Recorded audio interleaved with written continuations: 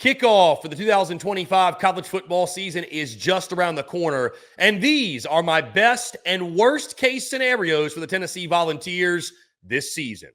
Hello, everyone. I'm Chris Phillips of SEC Unfiltered. Appreciate each and every single one of you tuning in. Make sure you like, subscribe, turn notifications. Check us out via podcast, where we get your podcasts. You can also find us across all social media platforms as well as our website, secunfiltered.com. As always, we're brought to you by our friends over at FANDUEL. Visit FANDUEL.com/SECU to join today and get started with $250 in bonus bets when you win your first $5 bet. Once again, that's FANDUEL.com/SECU to get $250 in bonus bets today. Year 5 of the Josh Heupel era on Rocky Top is just around the corner, and the Vols, they're looking to build off a big 2024 campaign that saw them make it all the way to the college football playoff. These are my best and worst case scenarios for Tennessee football this season as we first start and pull up the Vols' 2025 schedule, and an interesting one at that. You start with a neutral site game in Atlanta against Syracuse. Conference play opens 2 weeks later against the Georgia Bulldogs at home. That'll be a big opportunity. You jump back out of conference play, and of course, before that, you do have East Tennessee State. Then you have the home game with Georgia. Then you have the home game against UAB in non-conference. Then you really get into the grind of your SEC schedule. At Mississippi State, Arkansas, at Alabama, at Kentucky, Oklahoma at home, New Mexico State in non-conference, at Florida, and Vandy. Guys, when you look at this schedule, it's not the toughest in the SEC. I actually think there's a lot of opportunity here for Tennessee. And before the Nico Iamaleava situation, I felt like Tennessee was probably going to be one of the favorites to make the college football playoff in the SEC.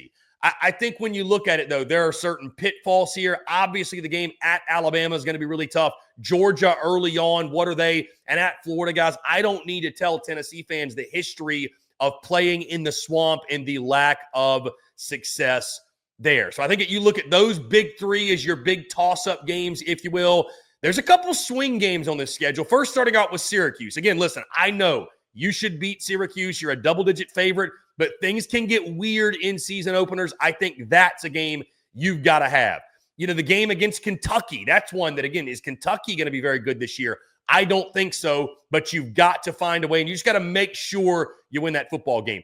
The game against Oklahoma, I think, is a big swing game. The game against Arkansas on Rocky Top, I think, is a big swing game. And then you get Vandy at home to close out the year. Again, all in all, guys, you look at this schedule, it is conducive for Tennessee to have a big year. Like, it works out pretty well for them. There are much more difficult schedules in the SEC. But the entire dynamic changed for the Vols when Nico Iamaleava hit the portal. As much as people wanted to dog the kid and as much as I was critical of him, and listen, I think Josh Heupel made the right decision. But it's very public knowledge out there and very public information. I am not high on Joey Aguilar. I am not a big Joey Aguilar fan from the standpoint of his game and the type of fit at Tennessee. I hope he has great success. I got a soft spot for Joey Aguilar. Loved watching him at Appalachian State. Pulled for him hard when he was in Boone. I hope he has success on Rocky Top. I just don't know that I see it. And even outside of the quarterback, how do you replace a Dylan Sampson? The defense should probably be the strength of your football team, but you lost so much offensively, and I just don't know in this league, week in, week out, if you can win the way Tennessee fans want to win with a guy like Joey Aguilar. So when it comes to best case, worst case, guys, my best case for Tennessee, I've got it 9-3. Listen, if it still clicks with Joey, if there's anybody that can get the most out of Joey Aguilar, it is Josh Heupel. I'm a believer in Josh Heupel, big fan of Josh Heupel.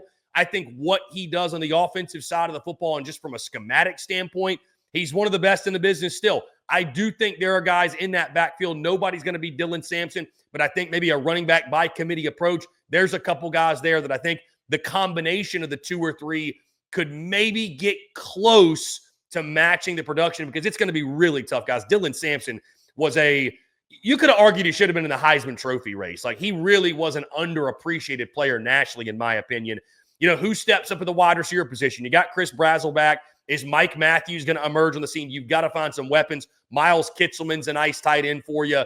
And then some questions on the offensive line should be solid, but some questions up front, no doubt. Again, defensively, you lose James Pierce, but this is the side of the ball that should really carry for you. Arian Carter returning as your leading tackler from a year ago. You've got one of the best cornerbacks in the conference, if not the country. You do lose one of your top safeties. So some questions in the secondary. It was a bit leaky at times, but I still think best case Tennessee can get to that 9-3 mark. I will admit, when Nico Iamaleava hit the portal, when you traded out Nico for Joey Aguilar, I think you also traded out your college football playoff hopes and expectations. I don't think this team, even at its ceiling, is a college football playoff team. Now, with that being said, I think Tennessee's got a schedule to surprise, right? So best case, again, Joey Aguilar clicks. You find production in the backfield. Mike Matthews emerges as a big-time wide receiver one.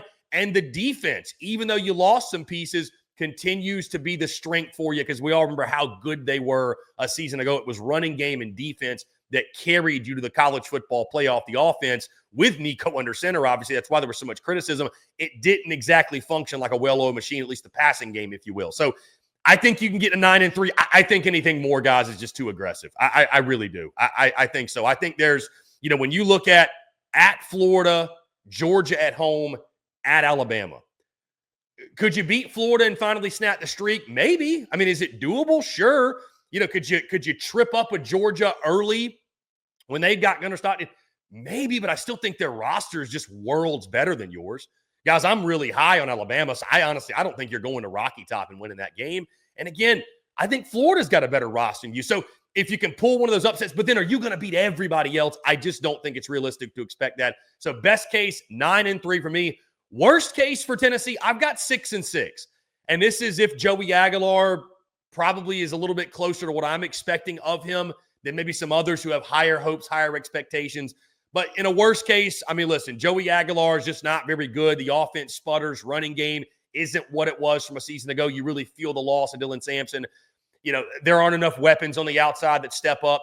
I think it'll be the thing that's going to control the ceiling of this team is the offense. I think defensively you're solid enough. Again, I think Tennessee's going to a bowl game. I don't see Tennessee falling below the Mendoza line that is making a bowl game. So 6-6 for me, worst case. Because again, even if you lose those big three games I mentioned, the Florida, Georgia, and Alabama games, I mean, the schedule, guys, still works out so favorably for you, right? You've got Mississippi State. You've got Arkansas, who's going to be reeling. You've got Vandy end of season, all due respect to Diego Pavia and them, but you got them on Rocky Top. And then you've got your non-conference schedule. I mean, guys, I just mentioned those three games. You probably should win at least 7 games, for being totally honest. But who knows? Maybe Taylor Green and company do something crazy. Maybe Diego Pavia does something crazy. But I think an absolute worst case, 6-6 for the Vols. And again, that is worst case. I mean, Joey Aguilar would have to be to a point to where maybe we see a quarterback change. Maybe Jake Merklinger, by halfway point of the season, takes over the QB1 reign. So best case for me, guys, 9-3. I think the college football playoff hopes and expectations and ceiling were removed when Nico hit the portal. And worst case for me, 6-6. I think the Vols at minimum make a bowl game in this season. But it's a very interesting year for Tennessee. I think it is actually low-key a rebuilding year for Josh Heupel. But here's the thing. Tennessee fans are just like all of the SEC fans. Once you taste the success, you don't want to go backwards. Now, I think Vols fans are going to have a little bit more patience this year because they understand the situation and just how you were shorthanded when the Nico thing happened, one of the craziest things we've ever seen in college football. If you go 8-4, I think there will be patience. It's like, hey, you know what? With everything that happened, went 8-4, fine. It is what it is. Certainly, if you go 9-3, I think nobody's going to be upset about that. That's actually a pretty solid season following up that playoff campaign last year. Anything less than 8-4, and I think the locals down there in Knoxville are going to be restless. So, again, guys, that's going to do it for me. Best case for the Vols, 9-3. Worst case, 6-6. What do you see as Tennessee's best case scenario and worst case scenario in the 2025 college football season?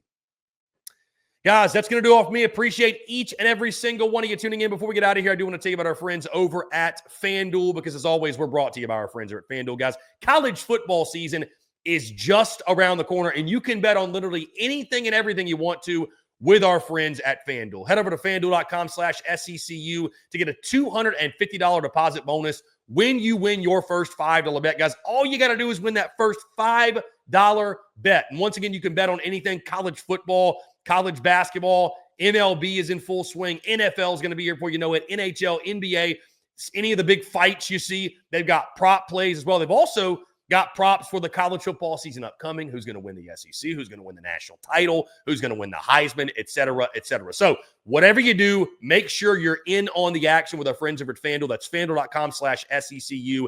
FanDuel.com/SECU to get your $250 deposit bonus today when you win your first $5 bet. Guys, once again, appreciate each and every single one of you tuning in. As always, make sure you like, subscribe, turn notifications. Check us out via podcast. If you get your podcast, you can also find us across all social media platforms, as well as our website, secunfiltered.com. Till next time, I'm Chris Phillips of SEC Unfiltered. Appreciate each and every single one of you tuning in, and we'll catch you on the other side.